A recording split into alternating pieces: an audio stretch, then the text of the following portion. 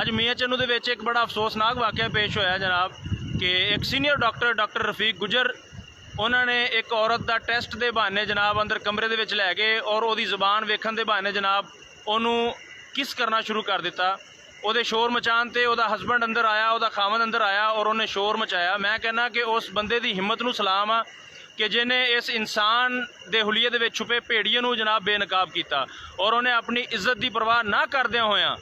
ਇਸ ਭੇੜੀਏ ਨੂੰ ਜਨਾਬ ਬੇਨਕਾਬ ਕੀਤਾ ਔਰ ਉਹਦੇ ਖਿਲਾਫ ਆਵਾਜ਼ ਉਠਾਈ और उन्होंने पुलिस नूं जनाब वो खिलाफ FIR करवाई और उन्होंने पुलिस नूं गिरफ्तार करवाया। डॉक्टर एक बड़ा इंसानियत पेशा वा कि जिन्होंने इस तरह के लोगों ने खराब किया होया। इस तरह दी कालियां भेड़ां उहदे विच छुपियां होईयां ने, बहुत सारे वाक़े पेश आते हैं और लोग अपनी इज्जत नूं बचाते हुए उन्होंने खिलाफ आवाज़ नहीं उठाते। और मैं कहना कि उस बंदे ने अज हिम्मत करके अपनी इज्जत की परवाह ना करते हुए उहदे खिलाफ आवाज़ उठाई आ और इस तरह दी भेड़ां जिहड़ियां कालियां भेड़ां भेड़िए ने मिल के और इन्हां दे खिलाफ आवाज़ उठानी चाहिए और इन्हां दा लाइसेंस कैंसल करना चाहिए वा। इस तरह के पेशे नाल इन्हां दा कोई ताल्लुक नहीं, उन्होंने काम करने की कोई जनाब इजाज़त नहीं दी जानी चाहिए और उन्होंने बल्कि सज़ा होनी चाहिए ताकि दोबारा इस तरह के डॉक्टर जोड़े ने छुपे हुए ने या जोड़े करते हैं जोड़े अज तक फड़े नहीं गए, बेनकाब नहीं हो सके, उन्होंने वास्ते भी एक सबक बन जाए, वो इबरत का निशान बन जाए कि वह भी दोबारा इस तरह की कोई जुर्रत ना करन।